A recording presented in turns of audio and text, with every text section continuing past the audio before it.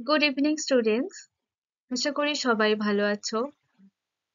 তো আমরা সাহিত্য মেলার ৩৩ নম্বর অধ্যায়ের রবীন্দ্রনাথ ঠাকুরের লেখা সুভা গল্পটি পড়ছিলাম, তাই তো? তো সেই সুভা গল্পের বিশ্লেষণ পর্বের পরবর্তী ক্লাস নিয়ে আজ আমি চলে এসেছি। চলো দেখে নেওয়া যাক। তো দেখো, এই পর্যন্ত আমরা পড়েছিলাম কি জেনেছি, যে সুভার দুটি মুখ বন্ধু ছিল, সর্বশী আর পাঙ্গুলি নামে, যারা দুটি গরু, গাভী। তারা সুভাকে খুব ভালোভাবে বুঝতে পারতো। সুভা কষ্ট পেলে তারাও যেন তার মনের ভাবটা যেন তারা বুঝতে পারতো মানুষের থেকে বেশি। হুম। এবং সুভাও তাদেরকে খুব আদর করে দিত, নিয়মিত তাদের সঙ্গে প্রত্যেকদিন দেখা করতো। তাই তো, এটা আমরা দেখি আগের আগের প্যারাতে। তো এবার তারপর কি বলছে দেখো, ইহারা ছাড়া ছাগল এবং বিড়াল শাবকও ছিল। ইহারা বলতে কাদের কথা বলা হচ্ছে? না, সেই গরু দুটির কথা। তো সর্বশী আর পাঙ্গুলি, সেই দুই গরুর কথা বলা হচ্ছে, যে সেই দুটি গরু ছাড়াও ছাগল এবং বিড়াল শাবকও ছিল। বিড়াল শাবক মানে কি, যে বিড়ালের বাচ্চাও ছিল। অর্থাৎ গরু দুটি ছাড়া ছাগল এবং বিড়াল শাবকও তার বন্ধু ছিল। হুম। কিন্তু তাহাদের সহিত সুভার এরূপ সমকক্ষ ভাবের মৈত্রী ছিল না। কিন্তু তাহাদের সহিত, তাহাদের বলতে এখানে এই ছাগল এবং বিড়াল শাবকের কথা বলা হচ্ছে না। যে ওই গাভী দুটির সাথে তার যেরকমটা সম্পর্ক, তারা হুট করে মানে সহজেই দেখলে বুঝতে পারে যে শুভা কষ্ট পেয়েছে। হুম। তারাও সমবেদনা জানাতো, হ্যাঁ, কিন্তু বা সান্ত্বনা দিত। তার সঙ্গে যেরকম একটা বন্ধুত্বের সম্পর্ক, এই ছাগল এবং বিড়াল শাবক তার তার সঙ্গে বন্ধুত্বের সম্পর্ক ছিল, কিন্তু তাদের সঙ্গে সুভার ওই রকম সমকক্ষ ভাবের মৈত্রী ছিল না। সমকক্ষ ভাবের বলা হচ্ছে কেন? কারণ গরুরা মানে যে গাভী দুটির কথা এখানে উল্লেখ রয়েছে, সেই গরু দুটির আর সুভার সমকক্ষ ভাবের কথা বলা হচ্ছে। যে সুভাও কথা বলতে পারে না, তারা সে কিছু না বলতেই সেই গরু দুটি বুঝতে পেরে যায়। হুম। তার পায়ের আওয়াজ পেয়েই তারা বুঝতে পেরে যায় যে শুভা আসছে বলে। হুম। এবং শুভা কিছু না বললেও তার চোখের ভাষা যেন তাদের কাছে ধরা দেয়, এবং তার তার মুখ দেখলেই তারা যেন বুঝতে পারে, টের পায় যে শুভা কষ্ট পেয়েছে বলে। এবং সেই গরু দুটি, তারাও তো তাদের মুখের ভাষা বা মুখের বা মনের ভাব তারাও তো প্রকাশ করতে পারে না একটা মানুষের কাছে, তাই না? তো সে এই এই যে শুভা আমরা দেখি কয়েক লাইন আগে, যে শুভা যখন তাকে তার গলা জড়িয়ে ধরে ঘষতো, গাল ঘষতো, তখন সেই গরুগুলিও দেখতে পাই আমরা যে শিং দিয়ে তার হাতে বাহুতে শিং দিয়ে ঘষে দিচ্ছে। অর্থাৎ একটা সান্ত্বনা বোধ জানাচ্ছে, সমবেদনা জানাচ্ছে। যে আহ একটা সাধারণ মানুষের ক্ষেত্রে কি হয় বলো, যে আমরা আমাদের কাছে কেউ একজন আসলো, এসে তার মনের কষ্টের কথা বলছে, তো আমরা কি করি, যে গায়ে হাত বুলিয়ে দিই, যে কষ্ট পাস না, সব ঠিক হয়ে যাবে, এরকম একটা সান্ত্বনা দিই, তাদের পাশে থাকি, তাই না? তো এই যে গরু দুটি, এরাও সুভার কাছে তাই সেই রকম তার সঙ্গে মৈত্রীর সম্পর্ক। মৈত্রী মানে কি? মৈত্রী মানেও বন্ধুত্ব। হুম। তো সেই গরু দুটির সাথে সুভার এইরকম বন্ধুত্বের সম্পর্ক, যে তারা সুভাকে বুঝতো, তার সমবেদনা জানাতো, এছাড়াও তাকে সান্ত্বনাও দিত শিং ঘষে। হ্যাঁ। তো তারাও তো কথা বলতে পারছে না, তারাও কথা বলতে পারে না, সুভাও কথা বলতে পারে না। তো এই জন্যই এদেরকে সমকক্ষ বলা হচ্ছে। হুম। তো তাই বলা হচ্ছে সমকক্ষ ভাবের মৈত্রী ছিল না। তো এই যে গরু দুটি ছাড়া তাহলে আর কাদের সঙ্গে বন্ধুত্বের সম্পর্ক থাকলেও সেই রকম সমকক্ষ ভাবের মৈত্রী ছিল না? না, সেই ছাগল এবং সেই বিড়াল শাবকের। হুম। তো যাই হোক, তো এখানে কি বলা হচ্ছে, যে সেই ছাগল এবং বিড়াল শাবক যারা বন্ধু ছিল, তো তাদের সঙ্গে সেই গরু দুটির মতো সেরকম ভালো বন্ধুত্বের সম্পর্ক ছিল না। তথাপি তাহারা যথেষ্ট আনুগত্য প্রকাশ করিত। তথাপি তাহারা যথেষ্ট আনুগত্য প্রকাশ করত। এখানে কাদের কথা বলা হচ্ছে? না, সেই ছাগল এবং বিড়াল শাবকের কথা। যে তার সেই রকম বন্ধুত্বের সম্পর্ক নয়, তবুও তারা যথেষ্ট আনুগত্য প্রকাশ করত। আনুগত্য কি? যে বশ্যতা বা বাধ্যতা কাকে বলে? দেখো, তোমাদের বাড়িতে যদি কেউ কোনো পোষ্য থাকে, পোষ্য বিড়াল, পোষ্য কুকুর বা যে কোনো পশু বা পাখি যদি থাকে, দেখবে তারা অনেকটাই ওরকম আনুগত্য হয় বা বাধ্যতা হয়, তাই না? যে ধরো আমি একটা উদাহরণ দিই, যে তোমার বাড়িতে একটা পেট ডগ আছে, মানে পোষ্য কুকুর আছে। তো তাকে ধরো কোনো নাম দিয়ে বলে, ধরো ভুলু, যে ভুলু এদিকে আয়, কি করে? তার সাথে সাথে চলে আসে। যদি বলি ভুলু আমার সাথে চল, তখন কি করে? সে ভুলু আমার সাথে সাথে চলবে, তাই না? তো এই যে একটা বশ্যতা, একটা বাধ্যতা, সেটার কথাই বলা হচ্ছে। হ্যাঁ, যে সেই ছাগল এবং বিড়াল শাবকটি তার সঙ্গে সেরকম বন্ধুত্ব না থাকলে সেরকম বশ্যতা স্বীকার করতো বা বশ্যতা মানে বাধ্যভাবে চলতো, অনুগত্য ছিল। হুম, তারপর বিড়াল শিশুটি দিনে এবং রাত্রে যখন তখন সুভার গরম কোলটি নিঃসংকোচে অধিকার করিয়া সুখনিদ্রার আয়োজন করিত।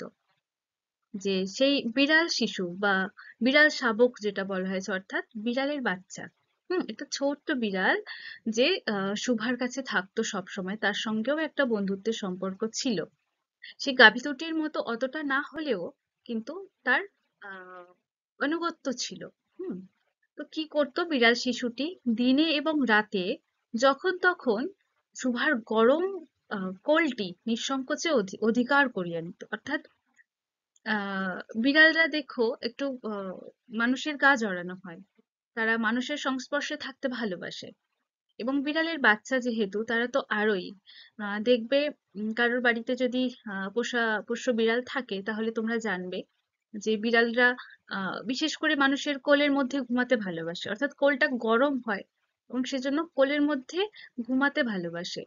তো সেই রকম এই গল্পে সেই বিড়াল শিশুটি দিনে এবং রাতে যখন তখন সুভার সেই গরম কোলে নিঃসংকোচে, যে ভয় পাবে, মানুষের ওই মানে সুভার কাছে যাবে না, বকা খাওয়ার ভয় যে আমাকে বকবে, সেরকম কোনো ব্যাপার নেই। সে জানে সুভা তাকে ভালোবাসে, সে যখন গিয়ে তার কোলে ঘুমাতে চাইবে সে ঘুমাতে পারে। সেজন্য সে নিঃসংকোচে যখন তখন দিনে রাতে যখন তখন গিয়ে সুভার কোলের মধ্যে ঘুমায়। হ্যাঁ, সেজন্যই বলছে যে সুখ নিদ্রার আয়োজন করিত। অর্থাৎ সে কোলে গিয়ে সুখ নিদ্রা কেন বলছে? যে সে জানে সুভার কোলটি তার কাছে সেফ জোন, সেখানে গিয়ে সে শান্তিতে ঘুমাতে পারবে। হুম, তো সেটাই বলছে যে সুখ নিদ্রার আয়োজন করত, অর্থাৎ ঘুমাতে যেত। এবং সুভা তাহার গ্রীবা ও পৃষ্ঠে কোমল অঙ্গুলি বুলাইয়া দিলে যে তাহার নিদ্রাকর্ষণের বিশেষ সহায়তা হয়, ইঙ্গিতে এরূপ অভিপ্রায়ও প্রকাশ করিত। হুম, তো দেখো, এখানে কথা বলার প্রয়োজন হচ্ছে না। হ্যাঁ, তো সুভার তো মুখে ভাষা নেই, সে কথা বলতে পারে না, কিন্তু সেই যে বিড়াল শিশু, সেও তো কথা বলতে পারে না, কিন্তু দেখো এখানেও একটা ইঙ্গিত, একটা ইশারা কাজ করছে। হুম, যেটা সুভা সহজেই বুঝতে পারছে এবং সেই বিড়াল শিশুটির পক্ষে বোঝানোও সহজে সম্ভব হচ্ছে। তো দেখো, শুভা তাহার গ্রীবা, যে শুভা তাহার ঘাড় এবং পিঠে কোমল অঙ্গুলি বুলাইয়া, অর্থাৎ নরম আঙুল বুলিয়ে দিলে যে তার নিদ্রাকর্ষণে বিশেষ সহায়তা হয়, অর্থাৎ তার যে তাড়াতাড়ি ঘুম আসবে, তার ঘুমানোর কাজে যাতে সাহায্য হয়। দেখবে বিড়ালদের ঘাড়ে পিঠে হাত বুলিয়ে দিলে তার এমনিই চোখ বন্ধ করে নেয়, এমনি ঘুমায়। তো সে যখন শুভার কোলে উঠতো, উঠে তার দিকে দেখো এখানে বলছে ইঙ্গিতে এরূপ অভিপ্রায়ও প্রকাশ করিত, অর্থাৎ এমন ইঙ্গিত করত, তার দিকে তাকাতো, যে বিড়াল শিশুটি চাইছে আসলে যে সুভা তার পিঠে, ঘাড়ে, গলায় একটু হাত বুলিয়ে দিক, তাহলে সে একটু ভালোভাবে ঘুমাতে পারবে। হুম, এবং এই যে তার দিকে তাকিয়ে এই যে ইঙ্গিতটা সুভা কত সহজেই বুঝতে পেরে যাচ্ছে। হুম, তারপর উন্নত শ্রেণীর জীবের মধ্যে সুভার আরো একটি সঙ্গী জুটিয়াছিল। এই যে উন্নত শ্রেণীর জীব বলতে কাদের কথা বলা হচ্ছে বলো তো? তোমরা বলো। যে উন্নত শ্রেণীর জীব কাদেরকে বলা হয়? মানুষকে, তাই তো? তো এখানে উন্নত শ্রেণীর জীব বলতে কাকে উদ্দেশ্য করা হচ্ছে? কোনো একটা মানুষকে।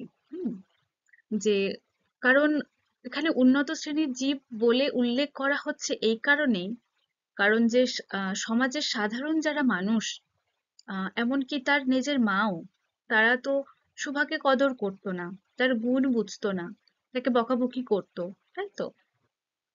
তো সেই জন্য সে ওই মানুষদের সঙ্গে না মিশে তার বন্ধুত্ব হয় পশুদের সঙ্গে। দুটি গরু ছিল তার বন্ধু, এই একটি ছাগল এবং বিড়াল শাবকও তার বন্ধু ছিল।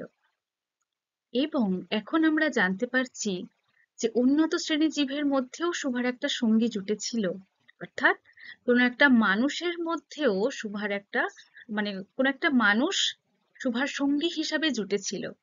সে কে এবার জানতে পারবো আমরা, দেখো। কিন্তু তাহার সহিত বালিকার ঠিক কিরূপ সম্পর্ক ছিল তাহা নির্ণয় করা কঠিন। তো সেই যে মানুষের কথা বলা হচ্ছে, যে মানুষটি সুভার সঙ্গী হিসাবে জুটেছিল, সেই মানুষটির সঙ্গে বালিকার অর্থাৎ সুভার যে ঠিক কিরকম সম্পর্ক ছিল সেটা নির্ণয় করা বড় কঠিন। কারণ সে ভাষা বিশিষ্ট জীব, সে ভাষা বিশিষ্ট জীব, অর্থাৎ সেই জীব বা সেই মানুষটির মুখে ভাষা ছিল, সে সাধারণ মানুষের মতো কথা বলতে পারে। হুম, সুতরাং উভয়ের মধ্যে সমভাষা ছিল না। তাই যেহেতু সেই মানুষটি কথা বলতে পারতো, তার মুখে ভাষা ছিল, তাই দুজনের মধ্যে সমভাষা ছিল না। কারণ সুভা কথা বলতে পারতো না, আর এই যে সেই তার যে মানুষ বন্ধুটি ছিল সে কথা বলতে পারতো। তাই দুজনের আলাদা আলাদা, তাই বলছে সমভাষা ছিল না। যে সেই লোকটির বা আহ, সেই মানুষটি যে তার বন্ধু ছিল তার ভাষা থাকলেও সুভার ভাষা ছিল না। হুম, তাই এই জন্যই বলা হচ্ছে যে কিরকম ভাবে তাদের সম্পর্কটা ছিল সেটা নির্ণয় করা বড় কঠিন। হুম, তারপর দেখো, গোসাইদের ছোট ছেলেটি, তাহার নাম প্রতাপ। তো সেই মানুষ বন্ধু উন্নত শ্রেণীর জীব যার সঙ্গে সুভার মানে সুভার সঙ্গী হিসাবে সে ছিল, তার পরিচয় এবার লেখক গল্পে উল্লেখ করছেন। দেখো, গোসাইদের ছোট ছেলেটি, তাহার নাম প্রতাপ। তো সেই মানুষটি বা সেই সঙ্গীটি কে ছিল? না, প্রতাপ। তার নাম ছিল প্রতাপ, গোসাইদের ছোট ছেলে। লোকটি নিতান্ত অকর্মণ্য। লোকটি নিতান্ত অকর্মণ্য। অকর্মণ্য মানে কি? যে অকেজো, হুম, কাজবাজ করে না, এরকম, যে কাজের একেবারে অযোগ্য। তো সেই লোকটি কার কথা বলা হচ্ছে? লোকটি বলতে সেই প্রতাপকে বলা হচ্ছে, যে সুভার আহ মানুষ জীবের মধ্যে আর কি, উন্নত শ্রেণীর জীবের মধ্যে যে বন্ধু ছিল। তো সেই প্রতাপ ছিল একেবারে অকেজো বা অকর্মণ্য। সে যে কাজকর্ম করিয়া সংসারের উন্নতি করিতে যত্ন করিবে, বহু চেষ্টার পর বাপ মা সে আশা ত্যাগ করিয়াছেন। যে তা ছেলের কাছ থেকে তার বাড়ির লোক কি আশা করে? যে সে বড় হবে, বড় হয়ে কাজকর্ম করবে, তার বাবা মাকে দেখবে, তাই না? এরকম একটা আশা থাকে প্রত্যেক বাবা মায়ের। তো তাই বলা হচ্ছে যে সে যে কাজকর্ম করিয়া সংসারের উন্নতি করিতে যত্ন করিবে, যে সে যে বড় হয়ে কাজকর্ম করে সংসারের উন্নতি করবে বা উন্নতি করার জন্য যত্ন নেবে, সেই হিসাবে সে কাজ করবে, বহু চেষ্টার পর বাপ মা সে আশা ত্যাগ করিয়াছেন। যে তার বাবা মাও চাইতো যে প্রতাপ বড় হয়ে কাজকর্ম করুক, সংসারের হাল ধরুক, যত্ন নিক সবার। তার জন্য বহু চেষ্টা করেছে তার বাবা মা প্রতাপের পেছনে, কিন্তু শেষে তারা আশা ত্যাগ করেছে যে আর হবে না, প্রতাপের দ্বারা সংসার অসম্ভব বা কোনো কাজকর্ম অসম্ভব, সে একেবারে অকর্মণ্যই। হ্যাঁ, তারপর অকর্মণ্য লোকের একটা সুবিধা এই যে আত্মীয় লোকেরা তাহাদের উপর বিরক্ত হয় বটে, কিন্তু তাহারা, আচ্ছা এটা আগে একটু বলে দিই। তো অকর্মণ্য লোকের একটা সুবিধা এই যে অকর্মণ্য লোকেদের একটা সুবিধা আছে, সেটা কি? যে আত্মীয় লোকেরা তাদের উপর বিরক্ত হয়, মানে তাদের যারা আত্মীয় পরিজন থাকে তারা তাদের ওপর একটু বিরক্ত হয় বটে, কিন্তু প্রায় তাহারা নিঃসম্পর্ক লোকদের প্রিয়পাত্র হয়, কারণ কোনো কার্যে আবদ্ধ না থাকাতে তাহারা সরকারি সম্পত্তি হইয়া দাঁড়ায়। যে আত্মীয় পরিজন, তার নিজের আত্মীয় পরিজনদের কাছে সে মানে সবাই তার উপর বিরক্ত হয় বটে, কিন্তু নিঃসম্পর্ক যারা, যে যাদের সাথে কোনো সম্পর্ক নেই, হ্যাঁ, তো সেই রকম মানুষদের প্রিয় পাত্র হয়। প্রিয় পাত্র মানে যে খুব পছন্দের, যে হ্যাঁ এ খুব ভালো, এরকম টাইপের প্রিয় পাত্র হয়। কারণ সেটা কেন বলছে, কোনো কার্যে আবদ্ধ না থাকাতে তাহারা সরকারি সম্পত্তি হইয়া দাঁড়ায়। যে কোনো কাজে আবদ্ধ নেই, যে ধরো তোমাদের পরিবারে তোমার দাদা বা বাবা, তারা তারা তো কোনো না কোনো কাজ করেন। তো যখন কোনো তোমাদের আত্মীয় তাদেরকে নিয়ে কোনো কথা বলতে যাবে, যে হ্যাঁ ও তো ও আছে তো এটা করে দেবে, বা কালকে ওখানে গিয়ে সেই কাজটা করে আসবে, কিন্তু এটা কি বলতে পারবে? পারবে না, কারণ তোমাদের দাদা বা বাবারা তারা সবাই কোনো না কোনো কাজ করেন। যখন সে কাজের মধ্যে থাকবেন তারা, তখন আর বাইরের মানুষ সেটা বলতে পারবে না যে ও কাল গিয়ে ওই কাজটা করে আসবে। কারণ বলার আগে তারা 10 বার ভাববে, সে তো বিজি, সে সবসময় কাজ করে, তার দ্বারা সম্ভব নয়, তাই না? কিন্তু যারা মানে অকেজো, যারা কাজকর্ম করে না, শুধুই বাড়িতে থাকে, তো তারা কি কোনো কাজে আবদ্ধ থাকে না। হুম?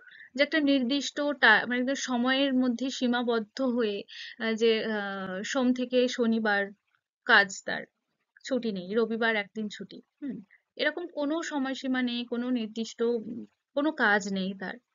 তো তার মানে কি, তার কোনো কাজে আবদ্ধ থাকতেই হচ্ছে না, সে কোনো কাজই করছে না। তাই যেহেতু তারা কোনো কাজে আবদ্ধ থাকে না, তাই তারা একেবারে যেন সরকারি সরকারি সম্পত্তি হয়ে দাঁড়ায়। যে কারোর কিছু দরকার পড়লে, যে ও তো কিছু করে না, ও তো ফ্রি আছে, তাহলে ওকে বল ওটা করে আসুক, তাই না? যে ফ্রি কেউ থাকলে ওরকম বলে, তোমরা হয়তো দেখে থাকবে তোমাদের পরিবারে, আমি বলছি না যে সব পরিবারে থাকে, কিন্তু হয়তো তোমরা দেখে থাকবে এরকম কেউ কেউ। তো তাই বলছে যে যেহেতু সে কোনো কাজ করে না, কোনো কাজে আবদ্ধ থাকে না, তাই একেবারে সে সরকারি সম্পত্তি হয়ে দাঁড়ায়। হুম।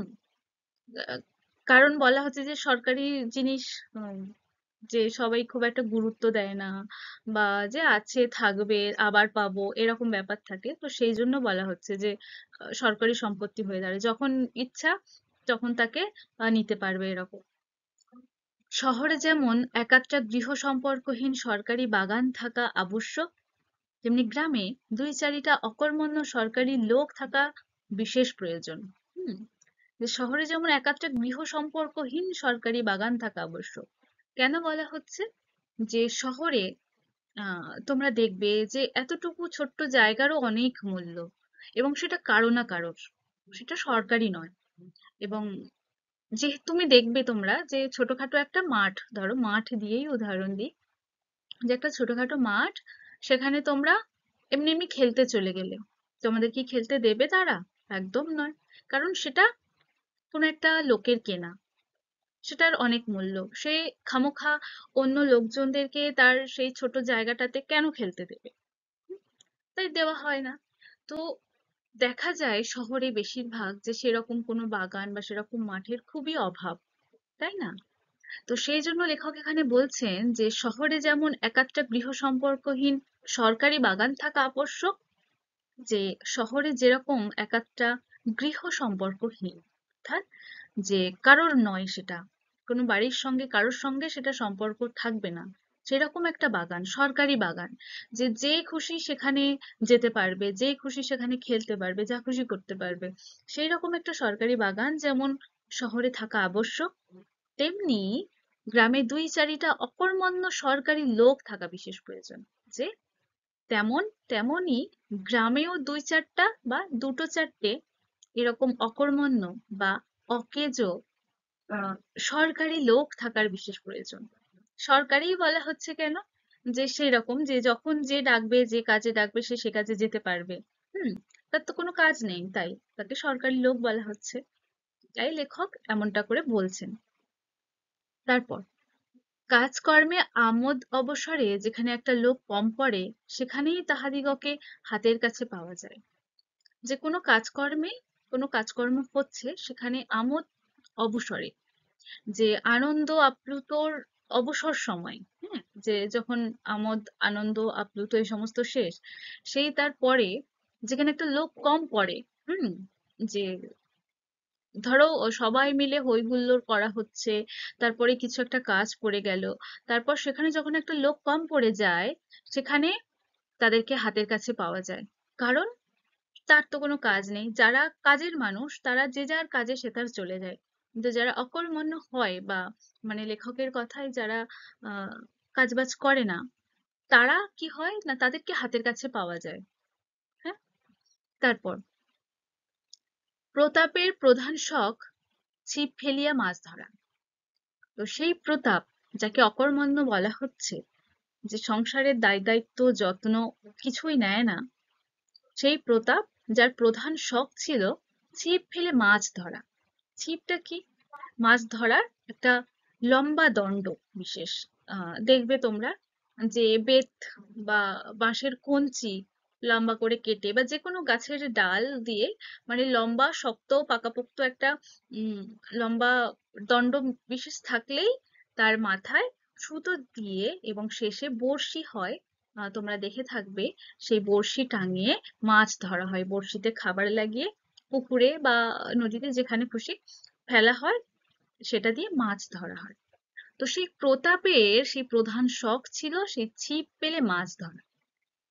তো ছিপকে তোমরা বড়শিও বলতে পারো, ঠিক আছে। ইহাতে অনেকটা সময় সহজে কাটানো যায়, কারণ তার তো কোনো কাজই নেই। সারাদিন একটা মানুষ চুপচাপ বসে থেকে থেকে সময় কাটানো যায় নাকি? যায় না। তাই বলছে যে এই ছিপ ফেলে মাছ ধরে অনেকটা সময় তার সহজে কেটে যায়। হুম, তারপর অপরাহ্নে নদী তীরে ইহাকে প্রায় এই কাজে নিযুক্ত দেখা যাইত। তো প্রায় সময় অপরাহ্নে, অপরাহ্নে মানে কি? বিকেল বেলায়। তো বিকেল বেলায় নদী তীরে একে প্রায় সময় এই কাজে নিযুক্ত দেখা যেত, যে প্রায় সময় সে এই কাজই করত, যে নদীর ধারে বসে ছিপ ফেলে মাছ ধরতো। হুম, তারপর এবং এই উপলক্ষে সুভার সহিত তাহার প্রায় সাক্ষাৎ হইত। কারণ সুভাও যখন সে তার কাজ থেকে ফুরসত পেত, তখন সে এসে সে নদী তীরে বসে থাকতো। হুম, নদীর নদীর কল্লোল বা গাছের মর্মর, চতুর্দিকের যে মাঝি মল্লারদের গান, এই সমস্ত আওয়াজ সব মিলেমিশে সুভার যেমন ভাষা হয়ে উঠতো, এবং সুভারও যেমন সেই প্রকৃতির সঙ্গে তার সময় কাটাতে ভালো লাগতো, তাই সে নদী তীরে গিয়ে বসতো। আর এই যে প্রতাপ, সেও মাছ ধরতে সেই নদী তীরেই বসতো। তো এই উপলক্ষেই শুভর সঙ্গে তার প্রায়ই দেখা হতো। যে কোনো কাজেই নিযুক্ত থাক, একটা সঙ্গী পাইলে প্রতাপ থাকে ভালো। সে যে কোনো কাজেই নিযুক্ত থাক না কেন, যে যে কাজেই সে করুক না কেন, একটা সঙ্গী পেলে প্রতাপ ভালো থাকে। হুম, মাছ ধরার সময় বাক্যহীন সঙ্গী সর্বাপেক্ষা শ্রেষ্ঠ। এজন্যই প্রতাপ শুভার মর্যাদা বুঝিত। তোমরা হয়তো দেখে থাকবে, যাদের গ্রামে বাড়ি, তোমরা অবশ্যই দেখে থাকবে যে উম, তোমার মায়েরা বা বোনেরা বা তোমরা নিজেরা, দাদারা যাই হোক, হয়তো যখন পুকুরে বড়শি ফেলো বা ছিপ ফেলে মাছ ধরো, হুম, এবং বড়রা যখন বিশেষ করে যখন ওই ছিপ ফেলে মাছ ধরে, তখন দেখবে কাউকে কথা বলতে দেয় না। কেউ যদি কথা বলছে, চুপ চুপ। এটা একটা জানি না কেন বলে, আমিও জানি না, যে হয়তো কথা বললে, আমি শুনেছি আর কি, যে আমার মায়ের খুব ভীষণ নেশা ছিপ ফেলে মাছ ধরার। তো যখন আমরা যাই তার কাছে, তখন বলে যে চুপ চুপ, তোদের কথা মাছ শুনতে পাবে। হুম, সেই জন্য পুকুরের কাছে গিয়ে যখন মাছ ধরা হয়, তখন কথা বলা যাবে না। তো জানি না আসল কারণ কি। তো যাই হোক, তো সেজন্যই বলা হচ্ছে এখানেও দেখো, যে মাছ ধরার সময় বাক্যহীন সঙ্গীই সর্বাপেক্ষা শ্রেষ্ঠ। যে মাছ ধরার সময় যারা বাক্যহীন, যারা যারা কথা বলতে পারে না, হ্যাঁ, সেই রকম সঙ্গী তার কাছে সব থেকে শ্রেষ্ঠ, সব থেকে ভালো। তো আর শুভা তো কথা বলতে পারে না, তাই সে কথাও বলতে পারবে না, তার তার মাছ ধরার ডিস্টার্বও হবে না, বা মাছেরাও পালিয়ে যাবে না তার কথা শুনে। তো সেই জন্য প্রতাপের কাছে এই মানে প্রতাপ শুভার মর্যাদা বুঝতো। হুম, যে সঙ্গী হিসাবে তার কাছে এটা একদম সর্বশ্রেষ্ঠ। হুম, তো তারপর এই জন্য সকলেই সুভাকে শুভা বলিত, প্রতাপ আর একটু অতিরিক্ত আদর সংযোগ করিয়া শুভাকে সু বলিয়া ডাকিত। তো শুভার পুরো নাম ছিল আমরা দেখি সুভাষিনী। সেখান থেকে তাকে শর্টে সংক্ষেপে তাকে শুভা বলা হতো। আর প্রতাপের সঙ্গী হিসাবে সেখানে বসে থাকতো, তাও আবার বাক্যহীন, যার কথায় মাছেরাও পালিয়ে যায় না, এবং প্রতাপের কাছে সব থেকে শ্রেষ্ঠ সঙ্গী তার। সেই জন্য আদর করে প্রতাপ সুভাষিনীকে বা শুভাকে সু বলে ডাকত। হুম। তারপর শুভা তেঁতুল তলায় বসিয়া থাকিত এবং প্রতাপ অনতি দূরে মাটিতে ছিপ ফেলিয়া জলের দিকে চাহিয়া থাকিত। যে শুভা তেঁতুল তলায় বসে থাকতো, যে যেখানে মাছ ধরতো সেখানে তাদের তো তেঁতুল তলা ছিল, সেই তেঁতুল তলায় বসে থাকতো। এবং প্রতাপ অনতি দূরে মাটিতে, যে একটু দূরে, কিছুটা দূরে মাটিতে ছিপ ফেলিয়া বা ছিপ ফেলে জলের দিকে তাকিয়ে থাকতো। হুম।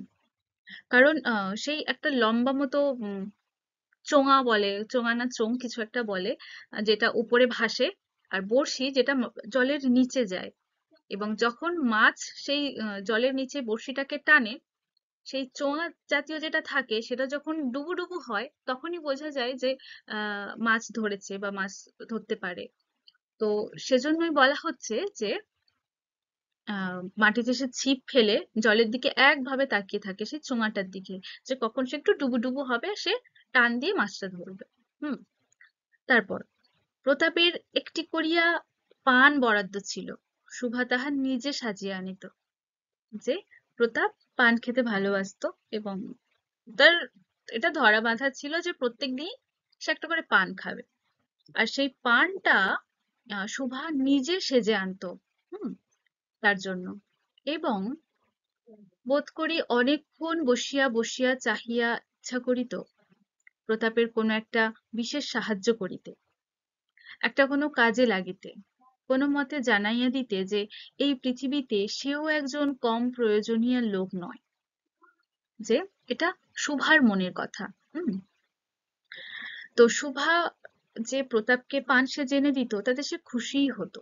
এবং বোধ করি যে হয়তো বোধ হয় অনেকক্ষণ বসে বসে চেয়ে থাকতে থাকতে শুভার ইচ্ছা করত যে প্রতাপের কোনো একটা বিশেষ সাহায্য করতে, যে সে চাইতো যে প্রতাপের কোনো সাহায্য করতে, কোনো কাজে, একটা কোনো কাজে লাগিতে, যে সে মাছ ধরছে, তার যদি কোনো হেল্প লাগে সে তাকে মানে হেল্প করে দেবে। হুম। কোনো একটা যাতে কাজে লাগে সে। তারপর কোনো মতে জানাইয়া দিতে যে এই পৃথিবীতে সেও একজন কম প্রয়োজনীয় লোক নহে, যে কোনো মতে সে তো ভাষাহীন, বাক্যহীন, সে তো কথা বলে তার মনের ভাবটা তো সে বোঝাতে পারে না। তাই সে কোনো মতে তাকে যেন জানান দিতে চাইছে প্রতাপকে, কিংবা গোটা পৃথিবীবাসীকেই সে একটা জানান দিতে চাইছে যে এই পৃথিবীতে সেও, তারও প্রয়োজন রয়েছে, সেও একজন কম প্রয়োজনীয় লোক নয়, যে এমন নয় যে তার মোটেই প্রয়োজন নেই, তারও কম প্রয়োজন নেই, সেটা বোঝাতে। হুম। কিন্তু কিছুই করিবার ছিল না, কিন্তু কিছুই করবার ছিল না। তখন সে মনে মনে বিধাতার কাছে অলৌকিক ক্ষমতা প্রার্থনা করিত। যখন সে দেখতো যে, বা ভাবতো যে সে, তারও প্রয়োজন আছে পৃথিবীতে, সেও কাজ করতে পারে, সেও কারো না কারোর সাহায্যে লাগতে পারে। হুম। এবং যখন সেটা সম্ভব হতো না, যে কিছু করার ছিল না, কিছু করার নেই, তখন সে বাধ্য হয়ে শেষে মনে মনে বিধাতার কাছে, অর্থাৎ ঈশ্বরের কাছে অলৌকিক ক্ষমতা প্রার্থনা করত, যে আমার কোনো অলৌকিক ক্ষমতা দান করো। হুম।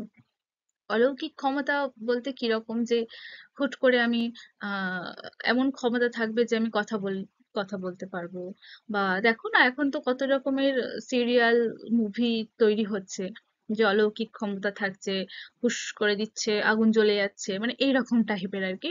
যে তো সুভা সেরকম ঈশ্বরের কাছে সেরকম অলৌকিক কিছু ক্ষমতা প্রার্থনা করতো, নিজের জন্য চাইতো।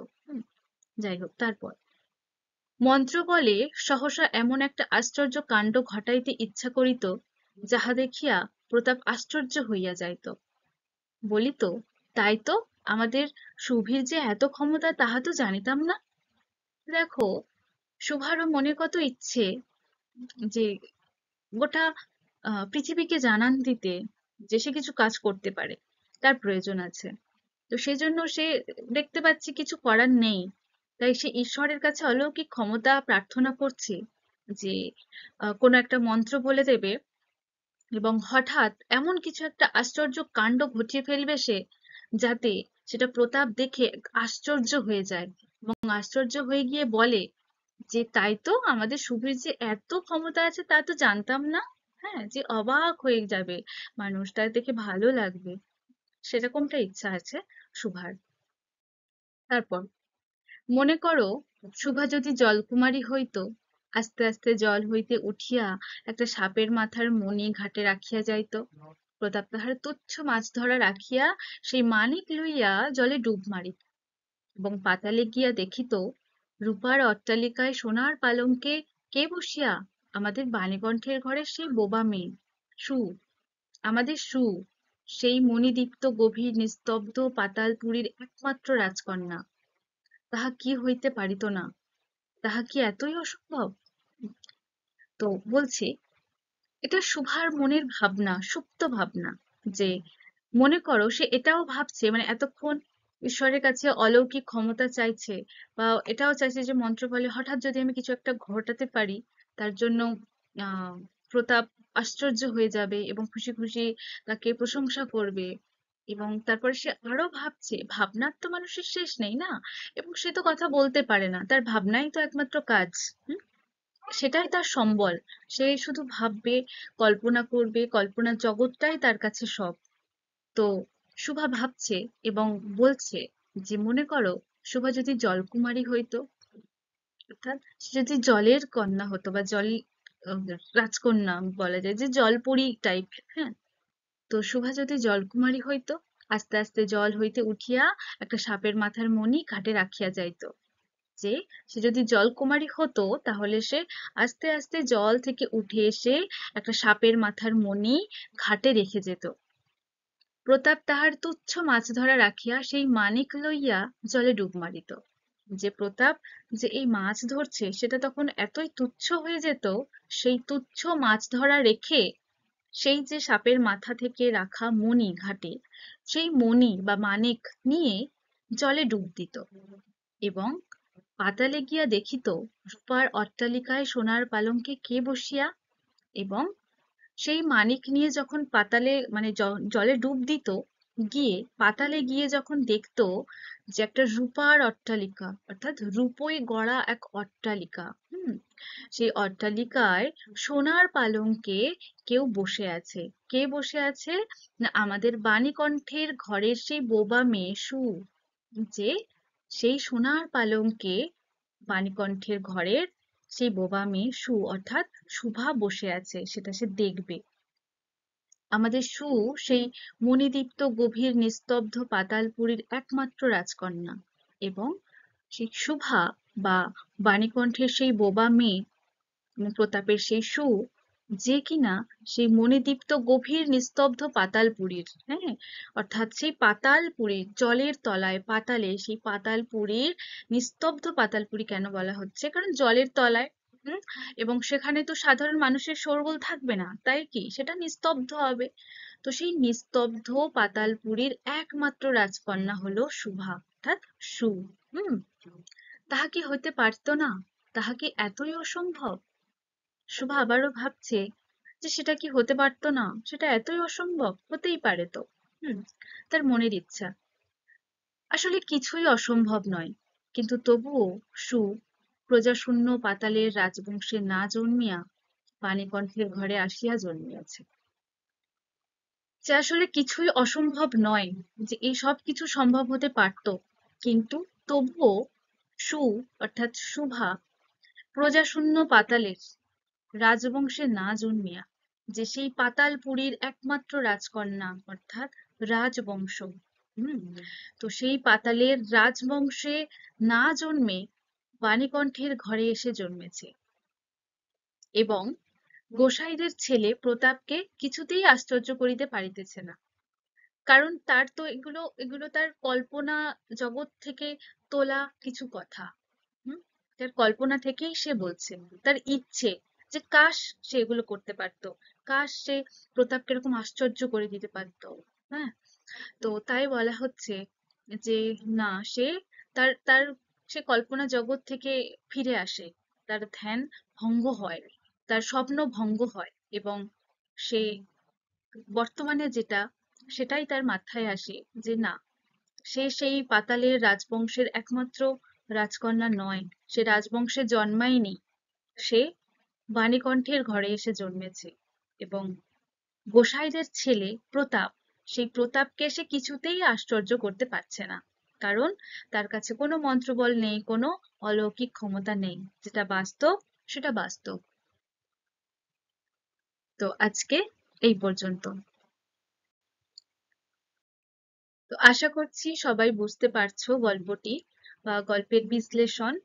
এবং তাও বলছি যে যদি কোনো লাইন বা কোনো অর্থ যদি বুঝতে অসুবিধে হয়, আমাকে অবশ্যই পরের ক্লাসে জানিও, কেমন? তো এখানেই আমি আমার ক্লাস শেষ করছি। দেখা হচ্ছে পরের ক্লাসে রবীন্দ্রনাথ ঠাকুরের লেখা এই শুভা গল্পের পরবর্তী বিশ্লেষণ পর্ব নিয়ে। ধন্যবাদ।